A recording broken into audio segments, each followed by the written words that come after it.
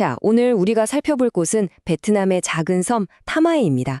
이곳 굉장히 흥미로운 곳이에요. 왜냐하면 한쪽에서는요, 수세대를 이어온 어부들의 삶이 그대로 펼쳐지는데 바로 그 바다 건너편에는 거대한 자동차 공장이 떡하니 버티고 있거든요. 정말 어울릴 것 같지 않은 이 두 세계가 어떻게 공존하고 있는지 지금부터 그 비밀을 한번 파헤쳐 보겠습니다. 이 풍경 좀 보세요. 정말 평화롭죠? 잔잔한 바다 위를 미끄러지듯 나아가는 고깃배, 그리고 대를 이어서 살아온 사람들의 삶의 방식이 그냥 공기 중에 녹아있는 것 같아요. 우리가 보통 베트남 어촌하면 떠올리는 바로 그 모습입니다. 그런데 말이죠. 바로 그 평화로운 바다 건너편에 이런 모습이 있습니다. 베트남 최대 자동차 기업 중 하나인 거대한 공장과 산업 항만이 떡하니 자리 잡고 있는 거죠. 정말이지 너무나 뜻밖의 조합 아닌가요?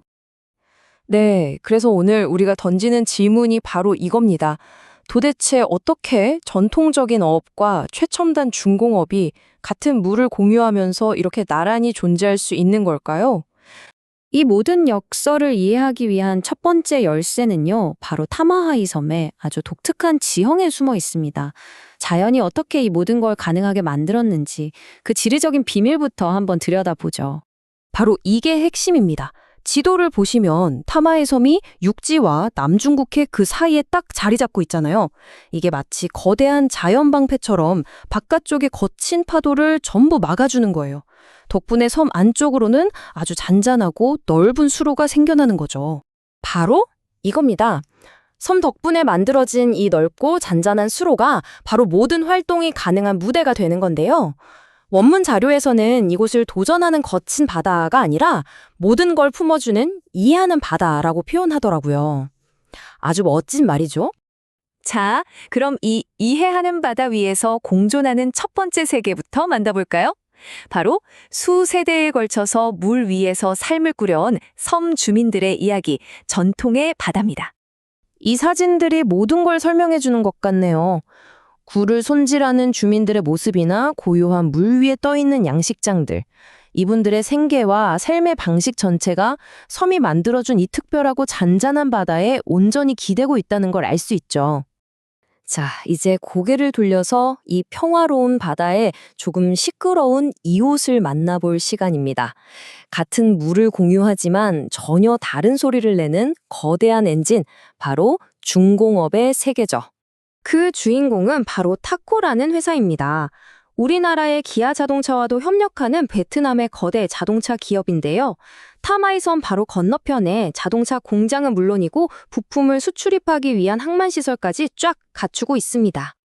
이 장면 정말 상징적이지 않나요?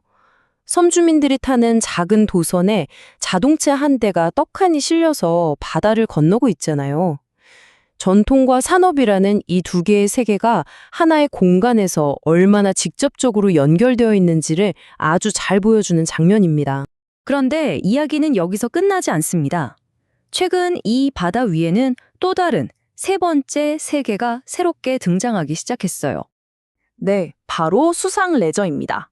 특히 이 스탠드업 패들보드가 새로운 인기 활동으로 떠오르고 있다고 해요. 섬이 만들어낸 이 잔잔한 바다는 이런 레저 활동을 즐기기에도 정말 완벽한 환경을 제공하는 거죠. 터마이가 왜 패들보드의 천국이라고 불리는지 이게 아주 명쾌하게 설명해 주네요. 파도가 거의 없는 양직장 주변은 초보자들한테 딱이고요. 강과 바다가 만나는 곳은 중급자에게, 그리고 섬 바깥의 넓은 남중국해는 전문가들에게 각기 다른 수준의 즐거움과 도전을 제공하는 거죠. 이게 그냥 느낌적인 느낌이 아니에요. 실제 날씨 데이터를 한번 보세요.